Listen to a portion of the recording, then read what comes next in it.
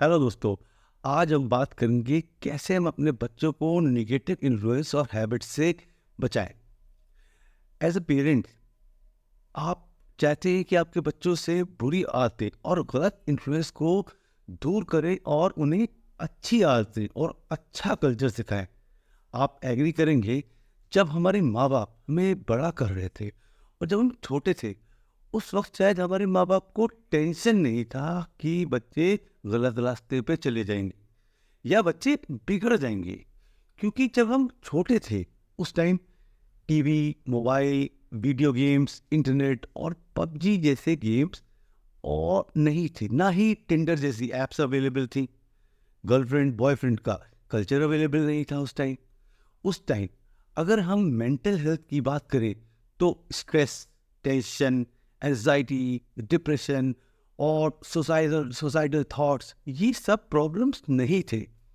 और आप मानेंगे कि उस टाइम ना ही गर्लफ्रेंड बॉयफ्रेंड का कल्चर था और ना ही स्मोकिंग, ड्रिंकिंग या ड्रग्स अवेलेबल थे। ये सब चीज़ें आसानी से अवेलेबल नहीं थी। और आज के वक्त में ये सब चीज़ें 100% से भी ज़्यादा बढ़ गई है। इसलिए शायद आपने सुना होगा कि एक खराब मछली सारे तालाब को खराब कर देती है, एक खराब आम सारी टोकरी के आम को खराब कर देता है। आज के वक्त में अगर हम इसे एक माँ बाप के नज़रिए से देखें तो पाएंगे कि पूरी टोकरी ही खराब है। लगता है देखिए हमारा बच्चा बिगड़ने के खतरे में है, और ऐसा सिचुएशन में ये अपने बच्चों को खराब इन्फ्लुएंस और गलत आदतों से बचाना आपकी सबसे बड़ी जिम्मेदारी है। इसलिए अगर आप इस मकसद को हासिल करना चाहते हैं तो मैं आपको स्ट्रांगली रिकमेंड करूंगा कि आप मेरा इस वीडियो को ध्यान से देखिए। और अगर आप अपने बच्चों को बुरी आदतों से बचाना और अच्छी आदतें सिखाना चाहते हैं तो मैं आपके साथ आज ये 5 पीस का फॉर्मूला शेयर करने वाला हूँ। सबसे पहली चीज़ जो माँ बाप को ध्यान रखना चाहिए वो है पीयर। हाँ दोस्तों, पहला पी है फिजिकल पीयर और दूसरा पी है डिजिटल पीयर। बच्चे के आसपास का माहौल उस पर सबसे बड़ा असर डालता है और उसके आसपास के लोग उस पर सबसे बड़ा असर डाल सकते हैं। आप मानेंगे कि कितनी भी अच्छी टीचिंग हम बच्चों को दे देंगे, लेकिन अगर उसका फ्रेंड सर्किल में 2 या 4 लोग गलत वर्ड्स का इस्तेमाल करते हैं, अब्यूज़ करते हैं, तो अच्छा ज्ञान जपने की जगह बच्चा भी वही गलत लफ्ज़ों का इस्तेमाल करने लगता है। इस बारे में आप चाहे जितनी भी अच्छी टीचिंग हम बच्चों को दें, अगर उनके आसपास लोग खेल या कुछ भी नेगेटिव बात करते हैं तो ये चीज़ें बच्चों पर जल्दी असर डालती हैं। हमें पहली स्ट्रेटजी ये ध्यान में रखनी चाहिए कि बच्चों का जो दोस्त फ्रेंड सर्किल वो उनके करीबी फ्रेंड्स में से एक होगा जो उनके साथ ज़्यादातर वक्त बिताता है, जिसके साथ उनका उठना बैठना, खाना पीना वगैरह वगैरह होता हो। शायद आपका बच्चा उनके घर भी जाता होगा और शायद उनके दोस्त भी आपके घर आते होंगे। हमें इन करीबी पीयर्स पर नज़र रखना बहुत ज़रूरी है। आपको उनके साथ अच्छे रिलेशंस बनाए रखने की भी बहुत ज़रूरत है, जिसके ज़रिए आपका बच्चा कब क्या कर रहा है ये आपकी नॉलेज में हो। दूसरा पी है डिजिटल पीयर। आजकल शायद बच्चों के दोस्त सिर्फ फिजिकल फ्रेंड्स नहीं होते बल्कि डिजिटल फ्रेंड्स भी होते हैं। और आप मानेंगे कि जो कुछ भी बच्चा सोशल मीडिया या गेम्स के अंदर देखता है उसका असर बच्चे पे बहुत होता है। और बच्चा बहुत बार अपनी उम्र के हिसाब से गलत काम करते हैं। बहुत छोटी उम्र में वो लोगों से बड़े लोगों की तरह चीज़ें देखते हैं। इसके लिए मैं आपको एक ऐप रिकमेंड करता हूँ जिसका नाम है माइक्रोसॉफ्ट फैमिली सेफ्टी ऐप। ये ऐप आपको फ्री में मिल जाएगा। जो भी कंप्यूटर आपके घर में हो या मोबाइल में, आप इसे इंस्टॉल कर सकते हैं। आप इससे बच्चों की स्क्रीन टाइम कंट्रोल कर सकते हैं। 1 घंटे के बाद स्क्रीन लॉक हो जाएगी और उसके बाद वो अकाउंट में लॉगिन नहीं कर पाएंगे। इसमें और भी फीचर्स हैं, मैं आपको सजेस्ट करता हूँ कि आप इसे एक्सप्लोर करें। अब चलते हैं दूसरी स्ट्रेटजी की तरफ। दूसरी स्टडी है पॉजिटिव सजेशंस। दोस्तों, जब बच्चे कंपैरेटिव नेगेटिव चीज़ों के इन्फ्लुएंस में आते हैं, तो मैं आपको बताना चाहता हूँ कि कैसे उस इन्फ्लुएंस को कम किया जा सकता है। अगर आपको कचरा साफ करना है, तो आपको उसे साफ करने के लिए उस पर एक साफ कपड़ा या साफ पानी डालना पड़ेगा। मतलब नेगेटिविटी को वॉश करना है और पॉजिटिविटी को उसके ऊपर डालना होगा, तभी वो साफ होगा। अब मैं आपके साथ एक छोटा सा एग्जाम्पल शेयर करूं, तो हमें नेगेटिव नहीं, अब हमें पॉजिटिव सजेशंस ही देने हैं। एक छोटी सी कहानी, एक आदमी को जो झाड़ू लगाता है, उसे झाड़ू लगाते हुए देखते हुए एक नेगेटिव माँ कहती है, देखो अगर तुम पढ़ाई नहीं करोगे तो तुम्हें भी ऐसे ही काम करना पड़ेगा, तुम्हें रिक्शा चलाना पड़ेगा या फिर तुम्हें झाड़ू लगानी पड़ेगी, इसलिए कहती हूँ तुम पढ़ो और पढ़ो। और अगर उसके पास एक और पॉजिटिव माँ है, तो वो क्या कहती है, देखो बेटा, देखो झाड़ू लगाने वाले को, तुम अच्छे से पढ़ाई करो ताकि तुम हजारों ऐसे लोगों की मदद कर सको। तुम्हें पढ़ना चाहिए, तुम्हें पढ़ के हजारों लोगों की मदद कर सकते हो, तुम ज्यादा पैसे कमा सकते हो और बहुत से लोगों की मदद कर सकते हो। इसके लिए तुम्हें पढ़ना होगा। तो दोस्तों, सिचुएशन सेम है, लेकिन जब नेगेटिव सजेशन दिए जाते हैं तो बच्चों का दिमाग नेगेटिविटी से भर जाता है, उनके दिमाग में फियर भर जाता है, वो अपने आप पर कॉन्फिडेंट नहीं होते, उनकी सेल्फ स्टीम हर्ट हो जाता है और इसी वजह से उन्हें ऐसे बच्चे नेगेटिव एसोसिएशन वाले लोगों को लाइक करने लगते हैं। Now third and most important, professional development. मैं आपको बताना चाहता हूँ कि अपने बच्चों को पैसा कमाना सिखाएं, उसकी वैल्यू बताएं, क्योंकि अगर बच्चे को पैसा कमाना जल्दी नहीं सिखाएंगे तो उसके दोस्त उसको पैसा खर्च करना सिखा देंगे।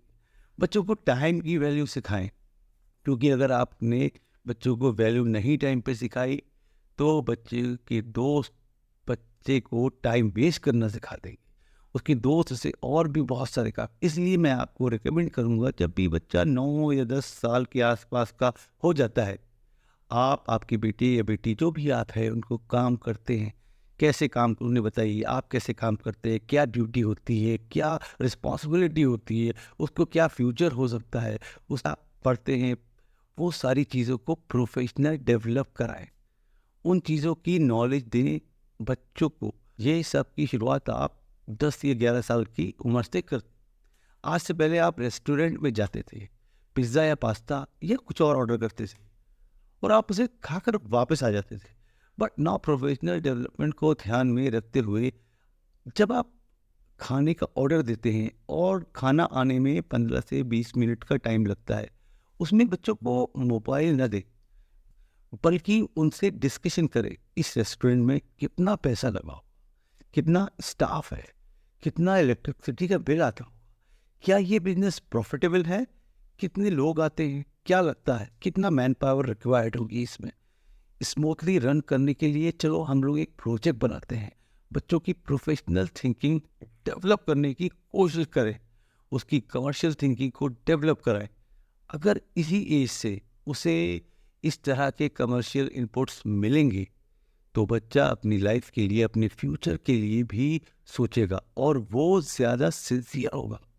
और जब बच्चा अच्छी चीज़ों से इन्फ्लुएंस होगा तो बच्चा खुद नेगेटिव लोगों और नेगेटिविटी से खुद ब खुद दूर होना शुरू हो जाएगा। पैशन ऑफ लाइफ, गॉड ने हमें किसी ना किसी पर्पस के लिए भेजा है, हमें किसी ना किसी पैशन के साथ भेजा है, पर 97% से ज़्यादा लोगों को उनका पैशन क्या है नहीं पता, अपनी लाइफ के पर्पस को नहीं जानते, अपनी पूरी ज़िंदगी यूं ही भटकते रहते हैं। पर दोस्तों, मैं कहना चाहता हूं, as a mother, as a father, आप अपने बच्चे के पैशन क्या है, उसका पर्पस क्या, उसे फाइंड आउट करने में उसकी मदद करें। वो कौन सा काम को बेस्ट करता है, कौन से काम करते वक्त वो सब कुछ भूल जाता है, वैसे कौन सा फिजिकल काम है, नॉट डिजिटल, बिकॉज डिजिटल में तो गेम्स और मूवीज और कार्टून्स में हर बच्चा खो ही जाता है, तो हमें डिजिटल को एक्सक्लूड करना है, तो वो पैशन नहीं है। पर वो कौन सा स्पोर्ट्स या कौन सा टेक्निकल काम है, तो कौन सा सब्जेक्ट पढ़ते वक्त, कौन सी एक्टिविटीज़ करते वक्त वो सब कुछ भूल जाता है। ऐसा करते वक्त उन्हें टाइम का पता भी नहीं चलता, वो पैशन को फाइंड आउट करने में उनकी हेल्प करे। दोस्तों, मैं आपको बताना चाहता हूँ कि मैं बहुत छोटी उम्र में ही था, तभी से पॉजिटिव बुक्स पढ़ने का शौक था मुझे। मोटिवेशनल सेमिनार अटेंड करने के, उनके बारे में जानना, उनको फॉलो करना, मतलब मुझे बहुत शौक था। उसी वजह से अपने पैशन के बारे में बहुत जल्दी पता चल गया। और दोस्तों, मैं आपको बताना चाहता हूँ कि मेरी पेरेंटिंग का आर्टिकल, मेरा पहला आर्टिकल 21 साल की उम्र में पब्लिश हुआ। इसके लिए मैंने 19 साल की उम्र से लिखना और रिसर्च करना शुरू कर दिया था।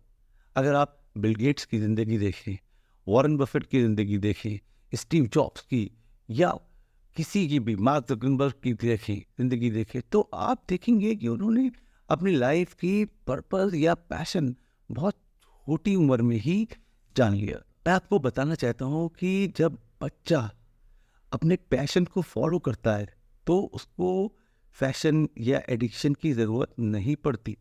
और इसके लिए आपके बच्चे का पैशन क्या है, उसकी लाइफ का पर्पस क्या है, एज अ पेरेंट आपको ध्यान देना चाहिए। शायद उसकी मैथ्स में 2 नंबर कम आ जाए तो थोड़ा कमज़ोर हो जाए, कोई बात नहीं। सोशल साइंस में थोड़ा ठीक है, चलेगा।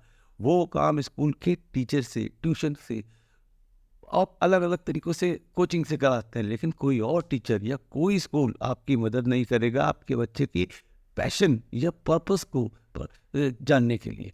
इसलिए मैं आपके लिए अपने बच्चों को पैशन के बारे में जानने का स्ट्रांगली रिकमेंड करता हूँ। अब नेक्स्ट और लास्ट पॉइंट है ये फील प्राउड, और वो है बच्चों को गर्व महसूस कराएं।